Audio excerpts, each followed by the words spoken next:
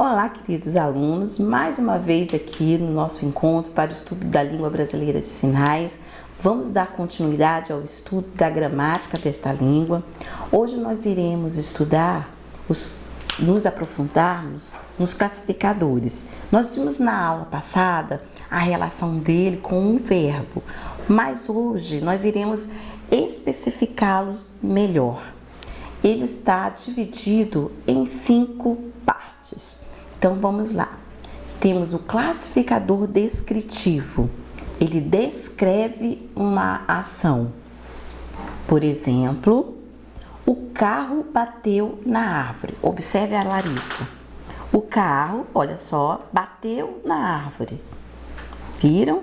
Aqui está um classificador descritivo. Ele descreve, ele monta a ação. Tá? Compreenderam? Então vamos a outro classificador chamado de especificador, tá? Por que esse nome? Porque ele especifica a ação. Por exemplo, a fumaça do revólver. Observe a Larissa. Aí está a fumaça do revólver. Fumaça da churrasqueira. Aqui está. Outro classificador é o classificador de instrumento, tá? Que ele também coloca a ação, tá? Por exemplo, o verbo pintar. Pintar o cabelo. Observe. Pintar a parede. Pintar o quadro.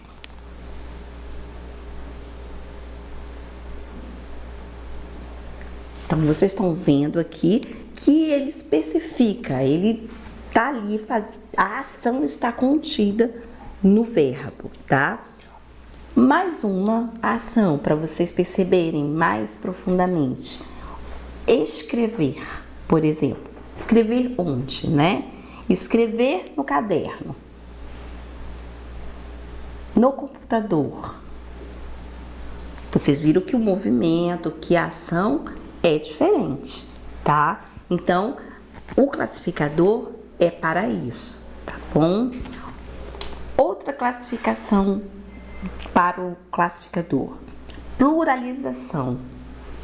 Livros na estante, por exemplo.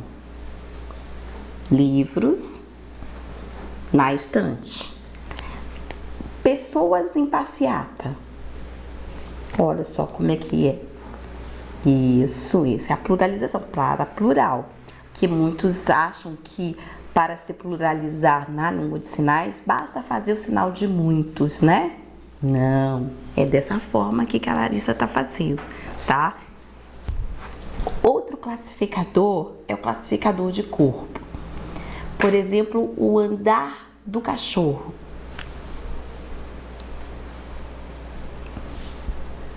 O andar do elefante. O andar da pessoa.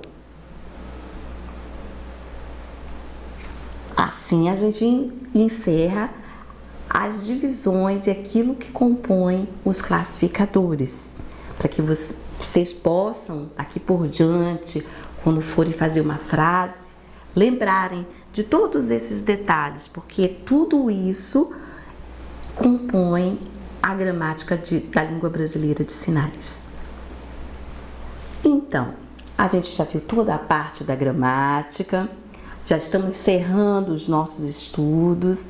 Agora a gente vai tratar de um assunto extremamente importante dentro da educação de surdos, que é a função do intérprete da língua brasileira de sinais, este profissional que é fundamental para que possa estar ministrando aula, para que o surdo possa compreender o que está se dizendo e acompanhar as aulas.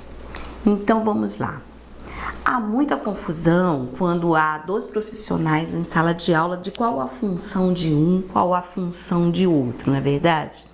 Então, na sala de aula, quando nós temos surdos inclusos, nós teremos a presença do intérprete.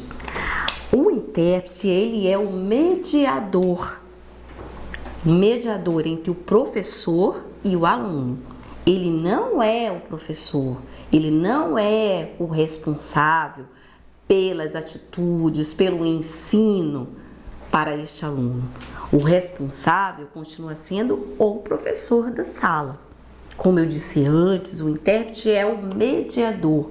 Ele só vai interpretar, sinalizar aquilo que o professor estiver falando ou o surdo estiver sinalizando para intermediar essa comunicação.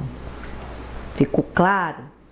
Outra confusão que se estabelece com a presença do intérprete em sala de aula é que as pessoas consideram que primeiro devem falar para o intérprete. Meio que por não saber como lidar, ignoram o surdo. Não. O aluno, viu, professor? O aluno, seu aluno, é o surdo. Você tem que falar olhando para ele. Mesmo que por força da diferença, de ver o profissional sinalizando, você se empolgue em olhar para o intérprete. Não, você tem que olhar para o surdo.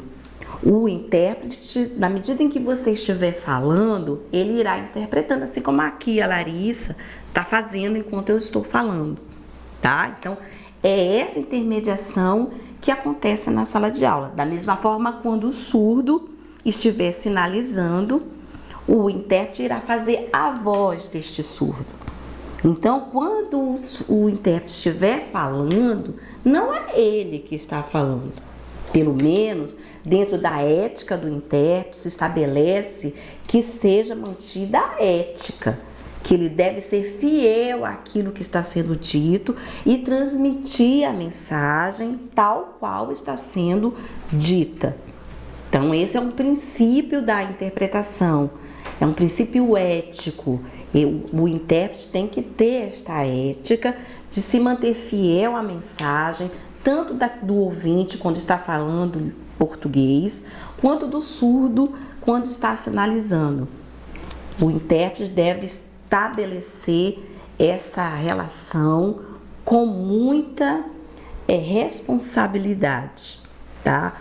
Outro item que parece não ter importância, mas é fundamental, é a vestimenta do intérprete, tá? A roupa do intérprete.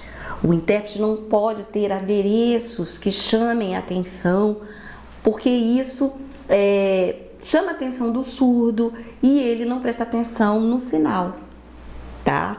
Por exemplo, vocês estão vendo aqui a Larissa, ela está de preto, sem nenhum outro adereço, cabelo preso, para que o surdo ou quem estiver vendo-a possa visualizar da melhor forma possível o que ela está sinalizando. Então, é um item importante também.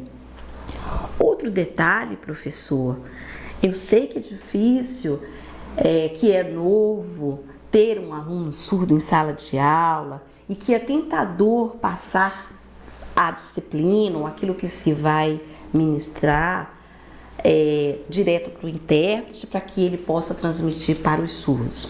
Mas não é dessa forma não, queridos, tá? Não. O intérprete sinaliza a aula que você está ministrando, apenas. Ele é esta figura que possibilita o entendimento entre você e o seu aluno, que ele é o seu aluno, e do seu aluno para com você. Entendido? Outra questão muito importante dentro dessa função do intérprete é o sigilo, viu, professor? Aquilo que é tratado entre você e o aluno é mantido, deverá ser mantido em sigilo.